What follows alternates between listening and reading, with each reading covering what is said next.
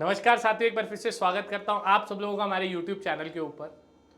तो आज SSB guide defence academy में हमारा एक एक्स स्टूडेंट आया है जिसका नाम यश है and he got recommended for NDA 152 entry. बहुत प्राउड फीलिंग होती है जब हमारे पढ़ाए हुए स्टूडेंट्स आते हैं मिलने, बहुत अच्छा फील होता है। तो मेरा मन हुआ कि आप सब लोगों को भी यश से मिलवा देता हूँ और इसका जो एक्सपीरियंस है वो आपके साथ वो शेयर करेगा।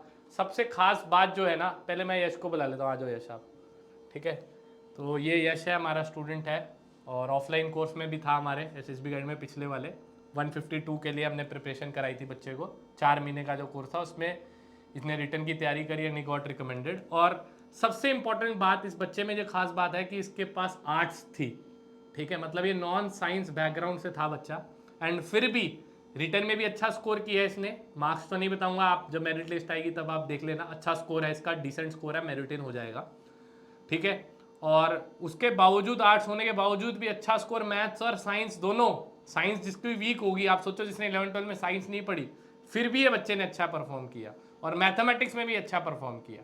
तो यश, पहले आपसे मैं ये पूछूंगा कि अगर एक नॉर्मल बच्चा है, हाँ जी सर। ठीक है, जो एनडीए के बारे में जिसको सिर्फ इतना पता है कि ये एनडीए होता है और जैसे वो सितंबर वाले एग्जाम के लिए प्रिपेयर कर रहा है, तो क्या उसकी बेसिक स्ट्रैटेजी होनी चाहिए? बेसिक क्या करे वो पहले?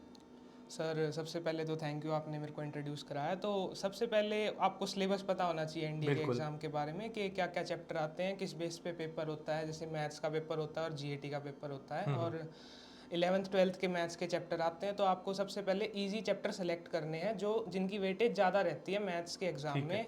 और जैसे मैं एक आर्ट्स का बच्चा हूँ, तो आप सबसे पहले बेसिक चीज़ों से शुरू कर सकते हैं। जैसे एनसीईआरटी हो गई बेसिक, और उसके बाद आप अपने कॉन्सेप्ट क्लियर करिए। या तो आप कहीं से पढ़ सकते हैं ऑनलाइन, या फिर कोई ट्यूशन वगैरह लगवा सकते हैं।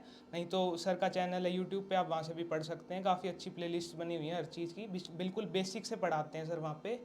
तो उनके आप नोट्स बनाइए हर चैप्टर के। पूरे नोट्स बनाने के बाद एक पीवाईक्यू की कोई भी बुक ले लीजिए, जिससे आपको अंदाज़ा हो जाए कि आपकी तैयारी कैसी है, कि एग्ज़ाम के टाइप के क्वेश्चन आप कर पा रहे हैं या नहीं। अगर नहीं कर पा रहे हैं तो आप कंसेप्ट को दोबारा रिवाइज करिए, और कंसेप्ट करने के बाद आप पीवाईक्यू लगाइए।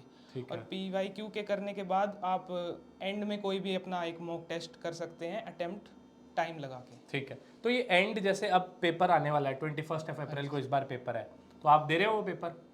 ये सर मैं दे रहा हूँ। इस बार अटेम्प्ट आप दे रहे हैं, बहुत अच्छी बात है। तो अब जैसे बच्चा है फॉर एग्जांपल जिसने 21 तारीख को पेपर देना है, हार्डली 2 मंथ्स का भी नहीं गैप बचा अब तो। Yes sir. ठीक है, तो ये जो 2 महीने हैं इसके अंदर वो मॉक कब देना स्टार्ट करे आपके अकॉर्डिंग? सर मेरे अकॉर्डिंग मॉक टेस्ट देने का टाइम कम से कम 25 दिन से 1 महीना पहले होना चाहिए, ठीक है। क्योंकि अगर आप मॉक दोगे तो आपको मॉक अपना एनालाइज भी करना है।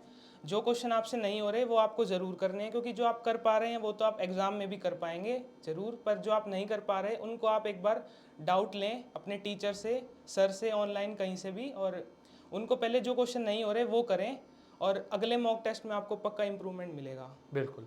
अच्छा यश, जैसे फॉर एग्जांपल आपको मैं ऑफलाइन में 100 क्वेश्चन की जैसे या 200 क्वेश्चन की हम लोग असाइनमेंट्स देते हाँ थे। जी सर। ठीक है, तो वो असाइनमेंट्स आप सॉल्व करते थे। तो फॉर एग्जांपल जैसे कोई एक बच्चा है, सपोज करिए जो एसएसबी गाइड में ही पढ़ रहा है, वो भी बच्चे क्योंकि वीडियोस देखते हैं, आपको देख के मोटिवेट होंगे क्योंकि आप एक मोटिवेशनल सोर्स बन गए उनके लिए। हाँ जी सर। तो अगर मैंने सपोज करिए 200 क्वेश्चन की आज ऑफलाइन में असाइनमेंट दी, तो काफ़ी बच्चे क्या होंगे, उसके डाउट होंगे उसके अंदर। जेन्युइन सी बात है यार, अगर मैं 200 क्वेश्चन की असाइनमेंट दे रहा हूँ तो उसके अंदर बच्चे को डाउट्स होंगे ही होंगे। कुछ बच्चे डाउट लेते हैं, कुछ बच्चे डाउट नहीं लेते हैं।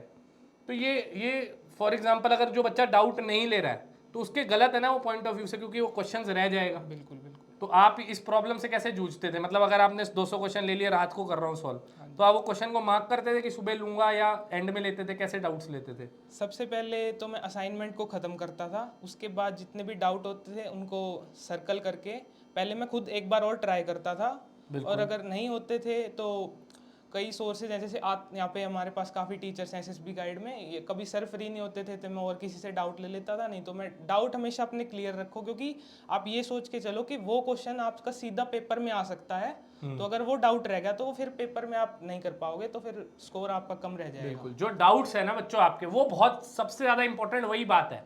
पूरी असाइनमेंट में जो सवाल हो गए वो इंपॉर्टेंट नहीं है आपके लिए, जो नहीं हुए वो इंपॉर्टेंट है। अगर 200 क्वेश्चन है, 200 में से 20 नहीं हुए, वो 20 में से अगर 4 सवाल पेपर में आ गए तो आपका तो वो पढ़ा हुआ चैप्टर पूरा वेस्ट हो गया ना। इस स्ट्रैटेजी के साथ अगर आप तैयारी करोगे तो अच्छा रहेगा। जैसा कि यश ने बताया, मॉक टेस्ट में भी एनालिसिस करना बड़ा जरूरी है। ज़्यादातर बच्चे क्या गलती करते हैं, देखो अगर मॉक टेस्ट उन्होंने दिया 120 क्वेश्चन है जी, तो उसमें से 60-70 सवाल हो गए, बच्चा सोचता है मैं पास हो गया। नहीं, आपके लिए इंपॉर्टेंट वो 70 सवाल नहीं है, आपके लिए इंपॉर्टेंट वो 50 क्वेश्चन है जो आपसे नहीं हुए, क्योंकि उनसे उन कॉन्सेप्ट से रिलेटेड अगर पेपर के अंदर क्वेश्चन आ गया जो कि जनरली आता है, तो वो आपसे नहीं कर पाओगे आप पेपर के अंदर, वो गड़बड़ हो जाएगी और वहां से आपका स्कोर जो है वो डाउन चला जाएगा, जिसकी वजह से कट ऑफ आपकी नहीं निकलेगी। अच्छा यश, कोई अगर फॉर एग्जाम्पल बच्चा है ऐसा जो कहीं भी कोई भी ऑनलाइन कोर्स भी नहीं अफोर्ड कर सकता, ऑफलाइन कोर्स भी नहीं अफोर्ड कर सकता, क्योंकि हमारे जो व्यूअर्स हैं, जो स्टूडेंट्स हैं, वो कई दफ़ा ऐसे पुअर फाइनेंशियल कंडीशन से जूझ रहे होते हैं, कोई मजदूरी कर रहा है, कुछ कुछ काम कर रहा होता है, सपना देखता है हर एक बच्चा, सपना देखने का देखो सबको हक है, मेहनत करने का सबको हक है, वो तो हमारा संविधान हक देता है। तो उस बच्चे के लिए आज इंटरनेट है, तो वो क्या कर सकता है कि तैयारी अच्छी कर सके अपनी?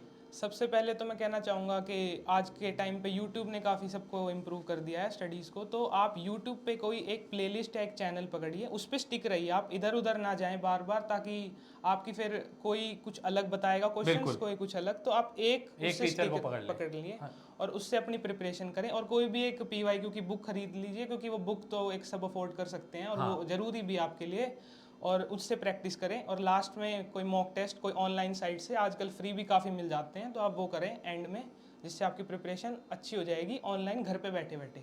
अच्छा, अगर आप कोई अच्छा मॉक टेस्ट ढूंढ रहे हैं तो आपको जनरली मिल ही जाता है, सस्ते कॉस्ट में मिल जाता है, फ्री सोर्सेज पे भी मिल जाता है, तो मॉक लास्ट में आपने लगाने जरूरी है। बात करते हैं GAT पोर्शन की। अगर हम बात करें, जैसे कि आप आर्ट्स बैकग्राउंड से हो, साइंस को कैसे टैकल किया आपने? साइंस के लिए जैसे कि श्वेता मैम और कनिका मैम थी पिछली बार, तो उनके नोट्स काफ़ी हेल्पफुल रहे, और लास्ट में जो मैराथन्स थी यूट्यूब पे मैंने वो लगाई और उनके नोट्स बनाए। हाँ जी सर, बिल्कुल। और उनके नोट्स काफ़ी हेल्पफुल रहे बिल्कुल साइंस के लिए, क्योंकि बायोलॉजी और केमिस्ट्री काफ़ी नॉर्मल आती है, ज़्यादा हाई फाई नहीं आती। ये मैंने भी नोटिस किया है, 10th तक का बेसिस काफ़ी रहता है, क्योंकि 10th तक मैंने भी पढ़ी थी, तो उस लेवल का काफ़ी सेम आया था। बाकी फिजिक्स के लिए आपको थोड़ा पढ़ना पड़ेगा, उसके लिए आप कोई बुक्स रेफ़र कर सकते हैं, जैसे यहाँ पे कनिका मैम के नोट्स थे, और भी कोई असाइनमेंट्स और DPP जो मिलती है वो आप कर सकते हो। अच्छा यश, जैसे फॉर एग्जांपल जैसे आप आर्ट्स बैकग्राउंड से हो, तो बहुत सारे चैलेंजेस आपको फेस करने पड़े होंगे।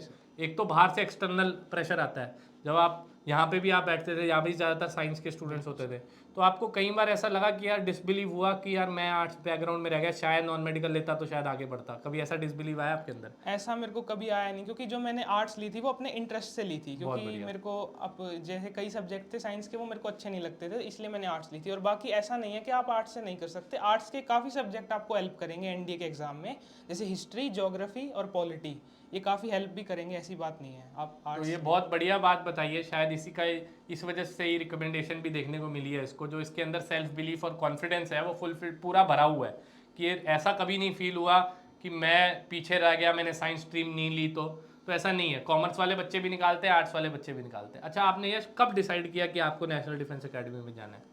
मैंने 11th क्लास में डिसाइड करा था, इससे पहले मेरा इतना इंटरेस्ट नहीं था इस फील्ड को, मेरे को इतने बारे में पता नहीं था। जो मेरा फ्रेंड है एक, उसने मेरे को इस एग्ज़ाम और प्रोसेस के बारे में बताया कि ऐसे 12th के बाद एग्ज़ाम होता है, उसके बाद आप आर्म फोर्सेस में जा सकते हो एज एन ऑफिसर, आपको 4 साल की ट्रेनिंग करनी होती है। फिर मैंने थोड़ा रिसर्च करा, तो ये फील्ड काफ़ी अच्छी लगी और ऐसा लगा कि मैं इसके लिए बनाऊं, तो इसके लिए मैंने मेहनत करी। यश, आपकी फैमिली बैकग्राउंड में कोई डिफेंस में है? नहीं सर, कोई भी नहीं। तो ये प्योरली सिविल बैकग्राउंड से बच्चा आता है। आपके फादर क्या करते हैं? सर मेरे फादर एक पब्लिशिंग कंपनी में प्राइवेट जॉब करते हैं। और mother? Mother housewife. Mother housewife है, तो बिल्कुल ही ये बच्चा सिविल बैकग्राउंड से है। ठीक है, आप खुद आप देखो, इसको दोस्त से पता लगा है, ठीक है, फौज के बारे में। और बच्चे जो है, जो जिन फौजी बैकग्राउंड से होते हैं, जिनको बचपन से पता है NDA, उनका रिटर्न नहीं क्लियर हो रहा है। तो भाई अगर आप फोकस्ड हो ना जिंदगी के अंदर, तो एवरीथिंग इज पॉसिबल। मेरा इस बच्चे को यहाँ पे स्टार्ट करने का मोटिवेशन देना है आपको यहाँ पे खड़े होके, सो दैट कि जो आपके अंदर कॉन्फिडेंस लो होता है पेपर को देखकर, SSB को लेकर, अगर एक बच्चा जिसको 2 साल पहले तक NDA के बारे में नहीं पता था और वो इस साल NDA जाएगा, तो आप खुद सोच सकते हो कि भाई टाइम चेंज होने में टाइम नहीं लगता है, ये अपने आप को बताना पड़ेगा आपको। ठीक है, बिलीव रखना पड़ेगा अपने ऊपर, एवरीथिंग इज पॉसिबल। बस हार्डवर्क करते रहिए, थोड़ा समय दीजिए और अपने सपने हमेशा हाई रखिए, तभी आप जिंदगी के अंदर कुछ काबिल हो पाएंगे और कुछ अचीव कर पाएंगे। ठीक है जी, ठीक है यश, थैंक यू एंड कॉन्ग्रेचुलेशन, आपको बहुत बहुत बधाई। ठीक है, तो अब इजाज़त लेंगे जी आपसे, अच्छा लगा हो वीडियो तो अपने दोस्तों के साथ जरूर शेयर करिए, एज अ मोटिवेशन उनके लिए काम करेंगी। मिलेंगे आपसे नेक्स्ट वीडियो में, तब तक के लिए जय हिंद। जय हिंद।